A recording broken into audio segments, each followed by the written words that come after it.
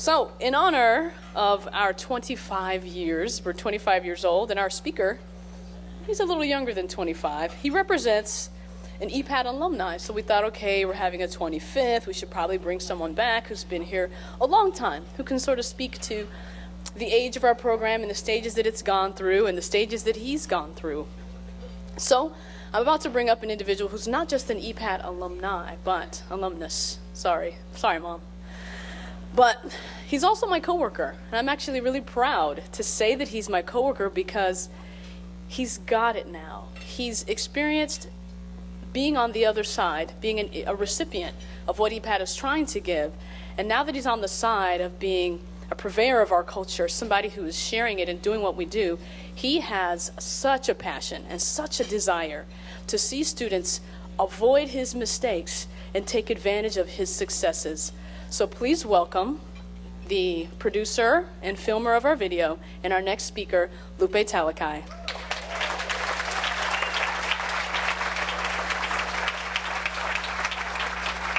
Take it away, sir. Take it away.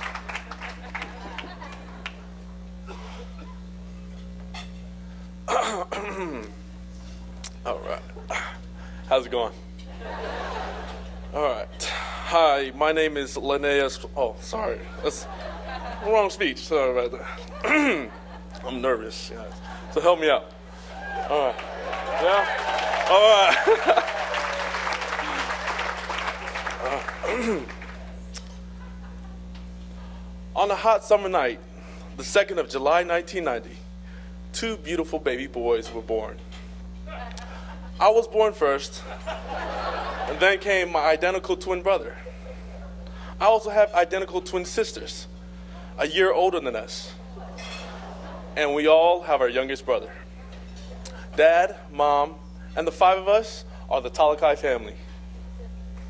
The Talakai family began the EPATT program in 1994. I started attendance in 1995. I'm not proud to say that our family, along with other Tongan families, kind of changed the EPATT rulebook, or perhaps helped make the EPATT rulebook. For instance, let's talk about picking up children on time. Tongan mothers would pick up the children at the end of their work shift, around 10:30 p.m., not at the end of EPATT, which ended at 8:30 p.m. Even though my mom picked us up late, my father compensated by coming to the meetings on time. Granted, he didn't know the actual time of the meeting, but he was lucky enough to show up an hour before it started. Later, he received the Parent of the Year award from EPATT, and that award still hangs in our living room.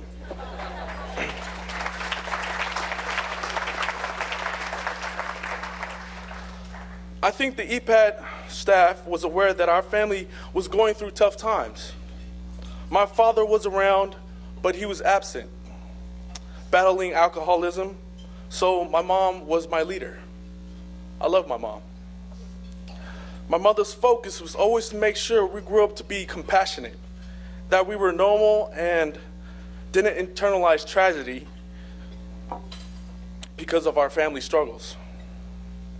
We were treated delicately, and knowing that, my brother and I got away with a lot of stuff. It was genius. Throw a tantrum, avoid homework. My twin and I had twin tutors. I knew it was on purpose, but I think it was destiny that brought us together. Even though I was blessed with a great tutor, I wasn't focused on school. Most students received help from their tutors. I wanted to help my tutor. During tutoring, when it was time for homework, I questioned my tutor about himself. I asked him about video games. He'd get me to do my homework, then it was back to questioning. My priority was being social and building relationships. I was trying to be the cool guy. Education just wasn't my thing. Freshman year of high school, I vowed to have the most beautiful prom date at senior prom. I succeeded. I don't know how I graduated from middle school. I didn't put the effort into writing essays or studying for tests. I was riding the wave of being mediocre and getting by with my charm. High school was the same. My time in football conflicted with EPATT, so I didn't get the help and support I needed. I didn't take advantage of EPATT. Again, we helped establish another rule for the EPATT rulebook. There is a minimum GPA for student athletes because of my twin and I. That rule resulted in me being the last in my family to finally leave the program. I graduated high school in 2009. After high school, I tried to take classes at Foothill. Was I ready? No. Was I mentally prepared? No. Ready for college, in my opinion, meant ready to party. And my excuse was, I'm young, so let me experiment. Around the time, my life was reaching a dramatic downfall. I received an unexpected call from Dave.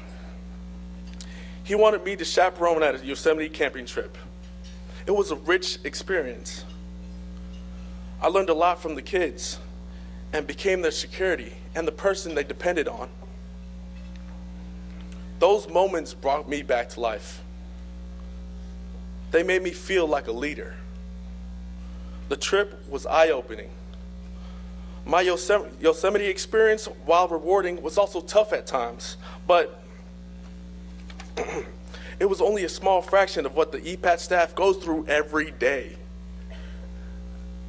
That was 3 years ago. At the time, I was not motivated to help myself, so I thought I'd probably be better off helping others.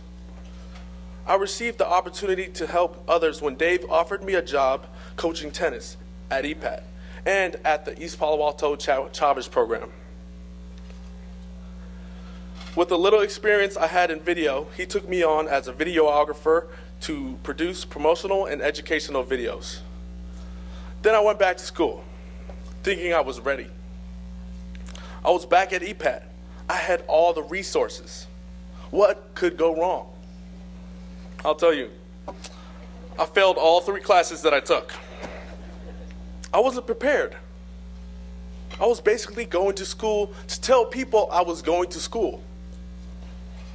The charm I used in middle school and high school didn't work in college. That was the reality check. There is no easy ride. This winter, I went back to college along with working. I stayed late nights at EPATT getting schoolwork done in the cold dungeon. For the first time, I completed both my college courses with no C's, no D's, no F's, but I received 2 B's.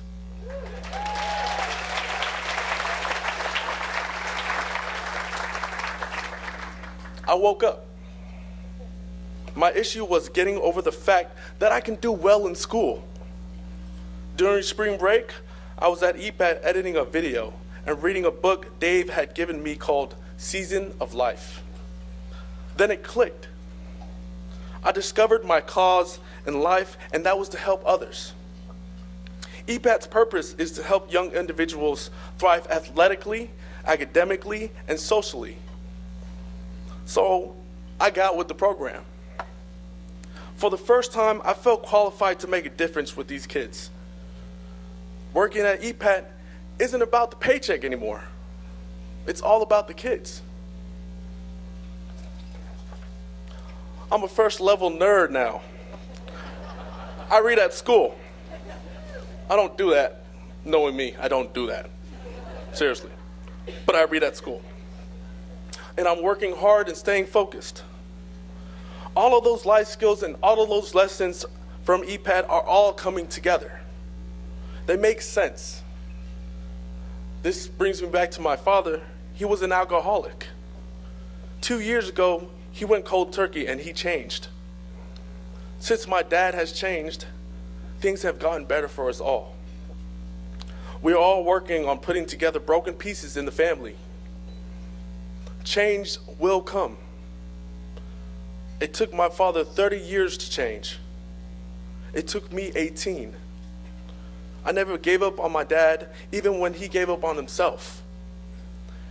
EPATT never gave up on me, even when I gave up on myself. So I know it's never too late to change. My name is Viliami Lupe Talakai. Thank you.